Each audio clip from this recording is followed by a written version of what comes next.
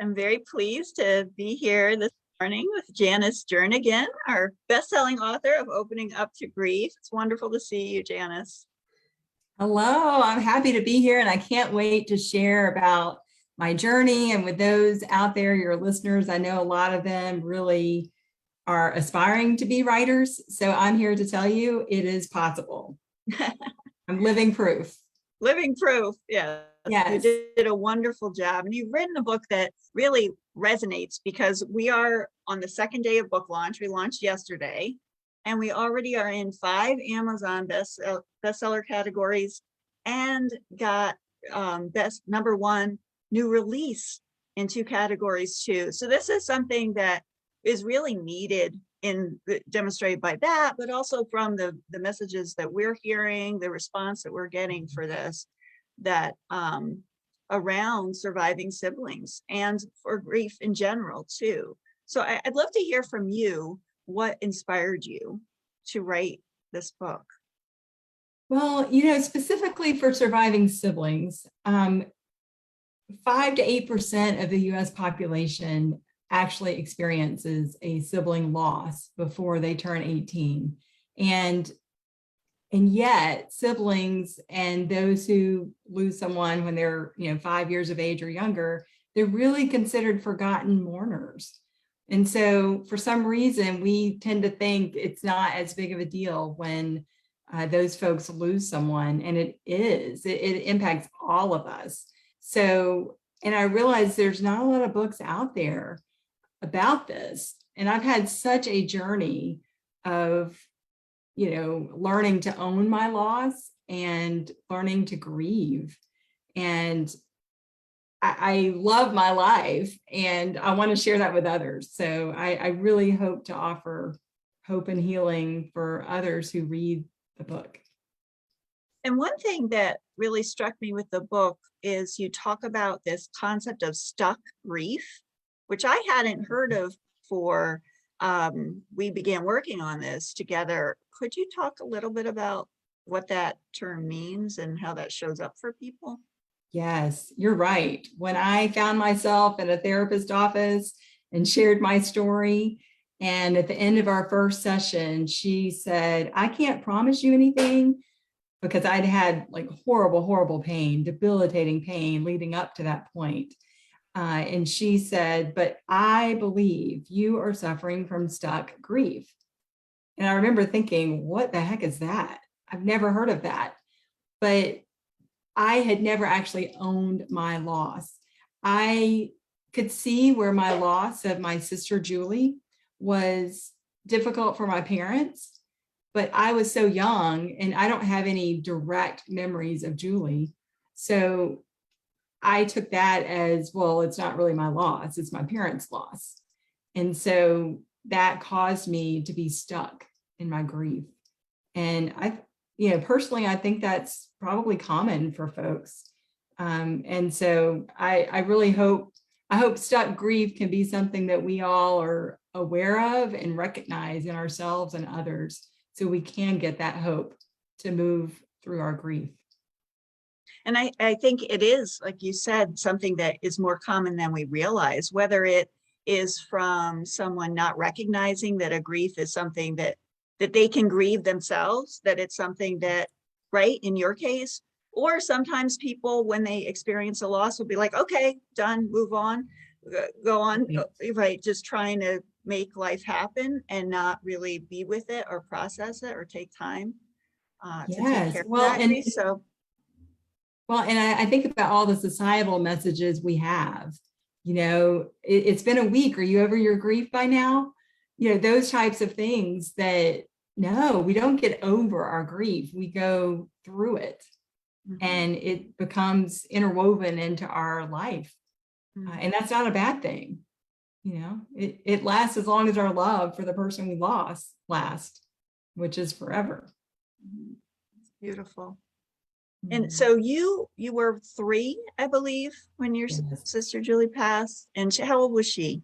She was 7, and she died from leukemia, which at the time was a death sentence. I mean, you could have treatment to help you get into remission, but there wasn't a cure.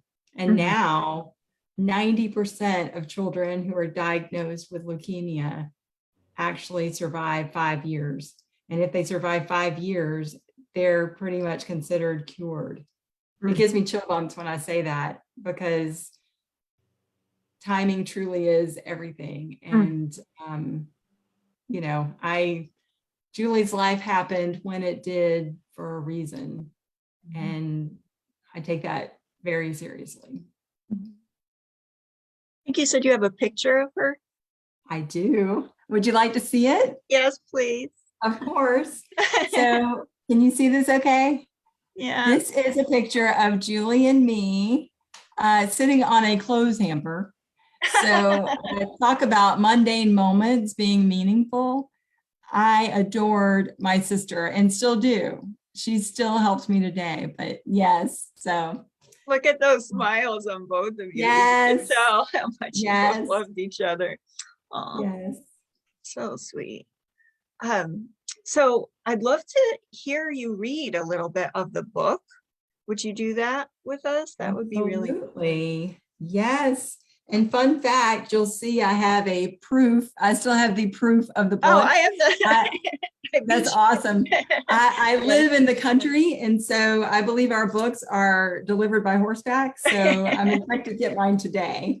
But I'd be happy to read an excerpt from this. Are you ready? Yes, please. Okay. When my sister died, it was a huge loss for me. One that nearly cost me my life more than once, and one that will impact the rest of my days. I believe we go through things so we can help others. While every loss is unique, we can learn and heal from each other's stories. Through sharing my story, I hope it helps you to feel seen and acknowledged for your loss, gain insight into your personal story, and spark a level of healing that is truly transformative. Thank you.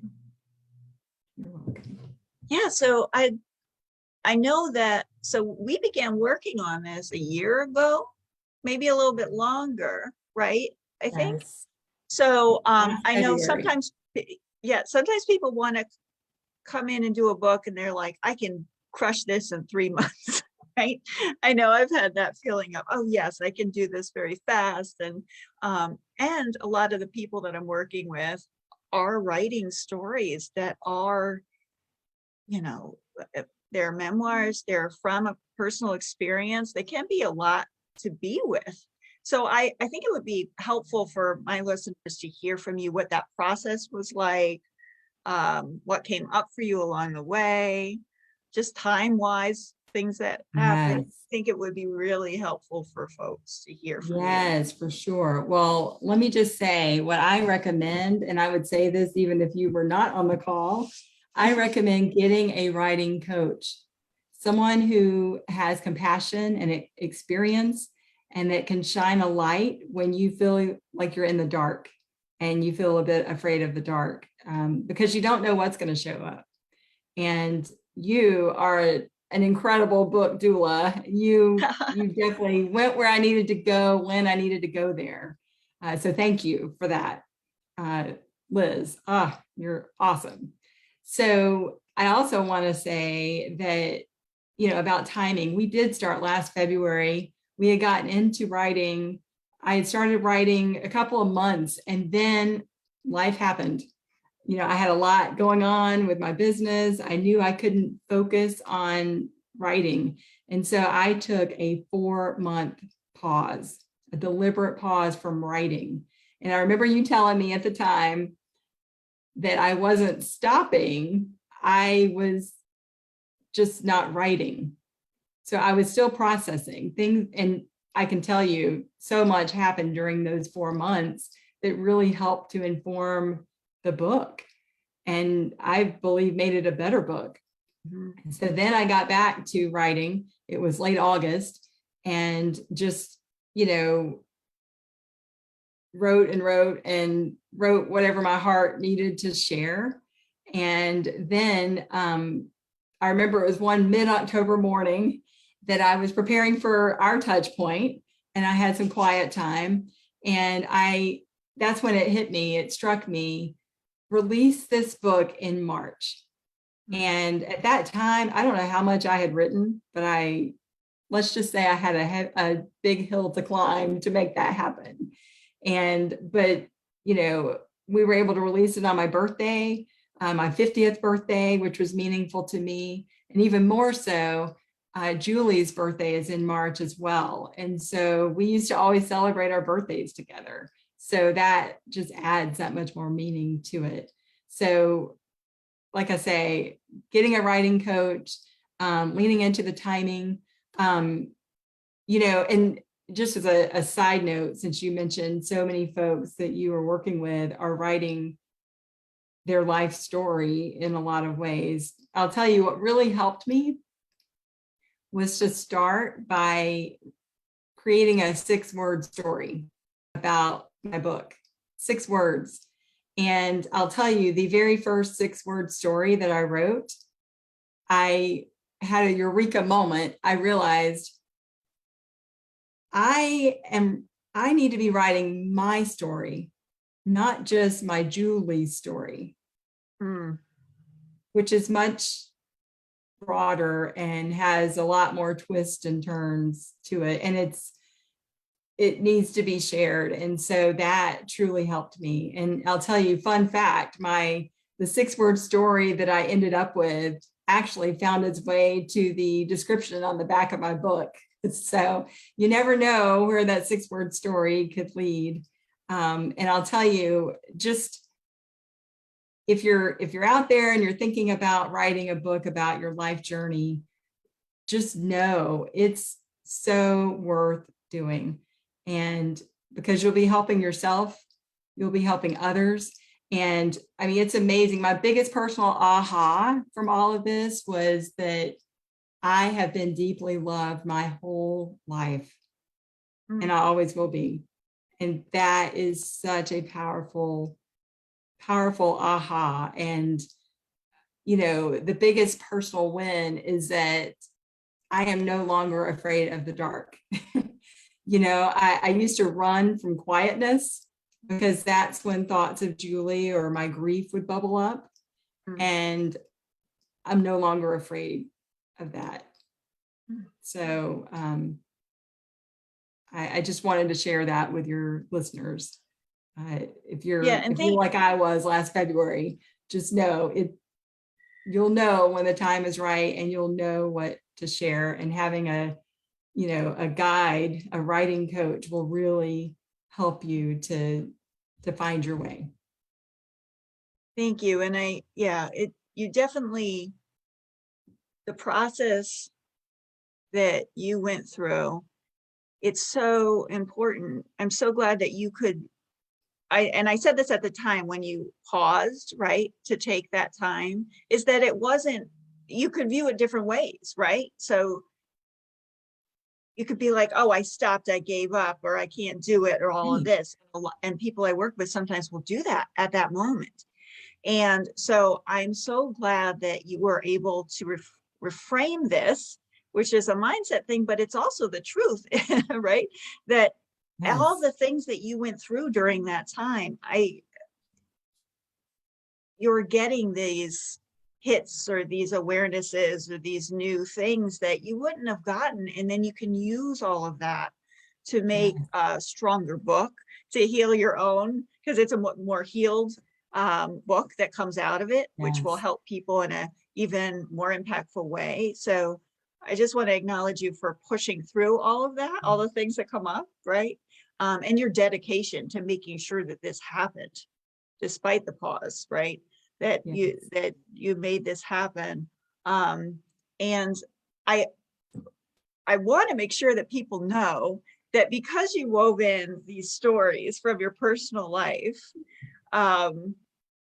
this book there's funny stuff in this book, right? You think, I'd be sitting down to do edits of the book and I'd go, I'm reading a book about grief. Okay. Like preparing myself to be sad and be like, okay, and I'd be reading it and editing, and I'm like, this is so funny, you know, because the way that you write, you bring humor into it. People can relate, whether they've lost a sibling or someone close to them or not. There's a lot of relatable things about relationships and family dynamics and, you know, Yeah. going to school and all of this. So I love that you wove in all of your life, because that's what life is, right? And that's how grief impacts too, right? It impacts all of our life, not just like, okay, here it is in this moment in time and then it's over.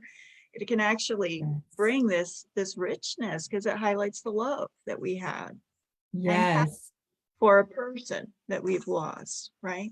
Yes. And I want to make a point too, because I know I smile a lot and it's genuine. It's genuine smiles. I also want people to know that I did a lot of grieving while writing this book. And I've been on this journey for many years. And yet there were times I cried. There were times I wailed. It's no joke to write a book about your story. But like I said earlier, it's so worth it. I just like to tell people that because I do smile, and I want people to know that it's like our lives in general. I mean, there's ups, there's downs, there's twists and turns. You know, we have a whole range of feeling. I write in the book about being angry at times. Absolutely. And because that's how we are, we're humans. So I just want people to know that, yes, I smile a lot. I also have other emotions as well. Well, I think that it builds our capacity, right? As we're able to express our grief and our sadness, and then we're also able to express our joy more fully, right? And it just opens up our capacity for really experiencing life. So thank you for doing Yes. that. And so I know that you created a wonderful resource guide that is part of this book, but you told me that you're actually giving this part away for free, the Yes. resources. Yes. How do people find that? Yes, thank you. The best way to find me is at my website, Inner Trailblazer. So that's INNER, because we do a lot of inner trailblazing.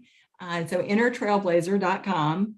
And that is, you'll find a link to my book. You'll find how to jumpstart your journey with me, as well as you can be a subscriber to my newsletter.